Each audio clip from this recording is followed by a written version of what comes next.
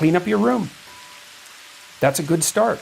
Organize your local landscape. Schedule your time. Start taking control of yourself.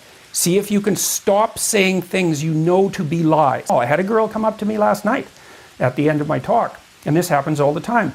She said, I started cleaning up my room last year and it completely changed my life. She said, your room is an externalization of your mind.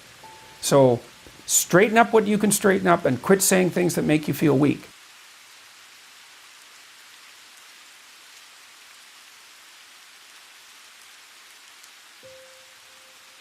How, as a message to people who are watching this and trying to work their way through, a lot of young people who are trying to navigate this increasingly perilous minefield of divisive politics in today's day and age, how do they know, what are the heuristics they use, what are the signposts they use to understand, am I on the right path?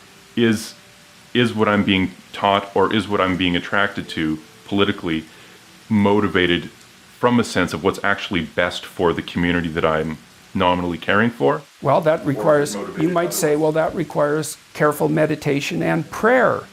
You know, if you wanted to be traditional about it, I would say you have to orient, you have to determine, this is a process of soul searching. What are you oriented towards? And the answer could easily be nothing.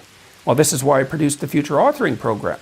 You got to be oriented towards something, because otherwise you're disoriented. You just spin around in circles and then you suffer. And so do people around you. It's not a good solution. Orient yourself towards something. You have to figure out what it is. What will work for you? What goal would justify the suffering of your life? Start trying to piece that together. You're going to get better at it. But it's a personal process. And you should use your education to inform that. So you need a personal place to stand, because otherwise you're going to be handed a place to stand on a plate. And it may be one that makes you a puppet of someone else's goals. So I would say, you know, what are the processes? Well, I think what I've recommended to people is clean up your room. That's a good start. Organize your local landscape. Schedule your time. Start taking control of yourself.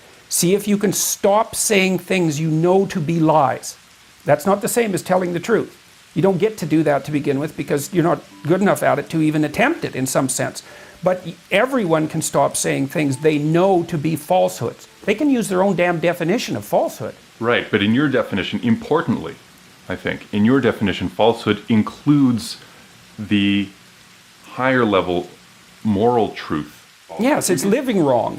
You can say something that is literally true, but of course, like you said earlier, it's a black truth in the sense that at a moral level, you're saying something to cause a social effect that is actually negative. I would say, stop saying things that violate your conscience instead of stop saying things you know to be untrue, because we run into the truth problem. But I would say, here's another idea. Stop saying and doing things that make you feel weak. Just all you have to do is pay attention to that. Some things you do will make you feel disintegrated. It's a physiological sensation. Disintegrated and weak. It's something that Carl Rogers commented on. He thought about that as part of, now I can't remember the word. It's something like integrity. But that isn't the word he used. But some things improve your integrity and some things disintegrate you.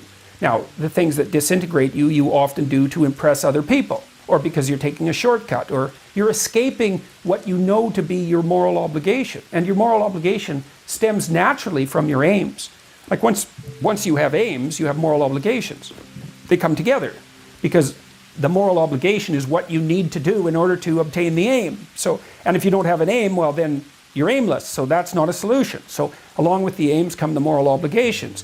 Then when you violate the moral obligations, you'll have a sense of that violation. It's like, well, you have to stop doing that. Or that's something you could do. You don't have to. You don't have to do any of this.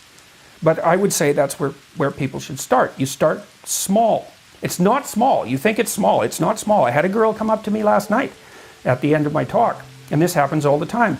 She said, I started cleaning up my room last year and it completely changed my life. She said, your room is an externalization of your mind. And that's right. That's exactly true. To the degree that you're in your room, the room is you. Now, that isn't how people think, but that's okay. It doesn't matter if they think that way. That's how it is. So Straighten up what you can straighten up and quit saying things that make you feel weak. And then you'll know what to do next.